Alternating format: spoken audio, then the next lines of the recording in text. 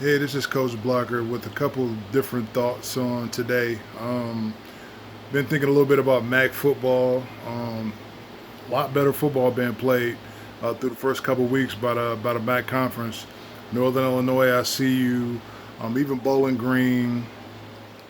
Thinking of a couple other teams as well. Ball State, Buffalo, just to name a few teams that I think are playing pretty well.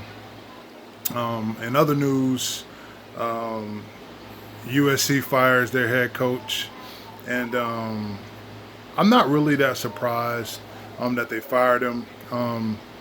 He had been there for about 6 years, or really going on maybe seven, because he's the offensive coordinator initially. But just seeing sort of how the program has, you thought at one point, USC had it going for a little while when they won a Rose Bowl back in, I believe it was 2017 over Penn State. And, I thought, Clay Helton at the time, was going to turn things around because they looked like they were on up and up. But for whatever reason, USC just hasn't been USC. You could probably say that about some other teams as well, but, you know, the era of USC for me thinking about it is with Reggie Bush and Matt Leinart and Ray Maluga and all those guys, man. And you know USC was very physical. I mean, they were some flash to go along with that, but that was they were a very physical team. And for whatever reason, I don't really see a lot of physicality out of USC, in particular. I mean, they have talent, probably that's probably one of the top 10 rosters, in the country in terms of just like pure athletic talent. They're probably lacking a little bit on the offensive line, that side of the ball. Defensively, I mean, they're recruiting well. They just got the number one player in the country, Corey Foreman, last year. I don't know how that's going to affect them, moving forward. They also have a guy for this class, Dominic Jackson. He's from Matterdie out in California. So he plays cornerback. So, I mean, USC recruiting, has been pretty good. Outside of the 1 year, I believe in 2020, when they were ranked really low because of the season they had, this past recruiting cycle was, I believe, number 8.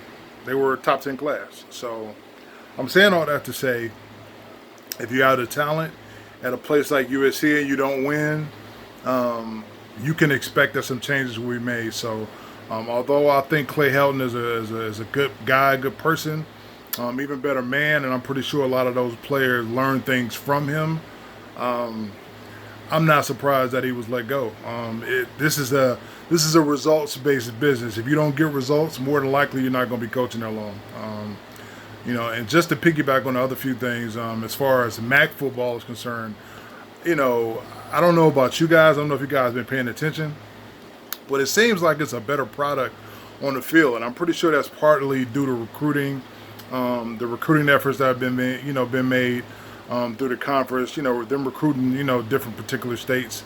As I said before, even just watching a couple of matchups, Buffalo, Nebraska this weekend. I watched Northern Illinois versus Wyoming, although that was a shootout, kind of back and forth type of a game. It was just physically, I felt like they were never really out of the game. You know what I mean? Like normally when you see certain MAC teams play and they play like other conferences or other big name conferences, they struggle a bit. And a lot of those games become lopsided. But I didn't really see a ton, or I haven't been seeing a ton of lopsided games lately. One of the teams, Toledo versus Notre Dame, that game in particular. Toledo was winning that game up until maybe a minute left in the fourth quarter. That to me is what we call parity in college football. The parity is really starting to make a big difference. You know what I mean? And I didn't really.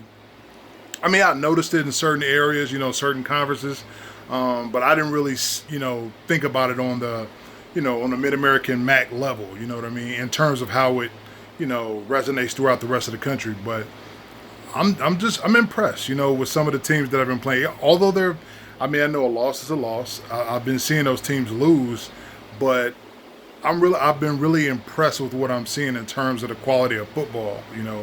Um, it's going to be interesting to see, just in general, as the different teams play.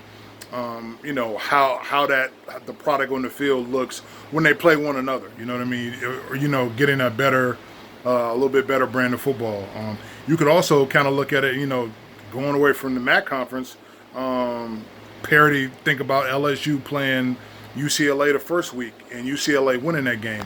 Who would have ever thought, a LSU team with all that talent, all that speed, will lose to a UCLA team? But it just kind of goes to show you, that's year 4 for Chip Kelly. Apparently, the guys that he's recruited, in the last 4 years are being developed the proper way. So there's just a few of the thoughts that I had on my mind. What do you guys think? I mean, I know college football is an ever-changing game. I know I had to throw Miami in there because I know they play Michigan State this weekend.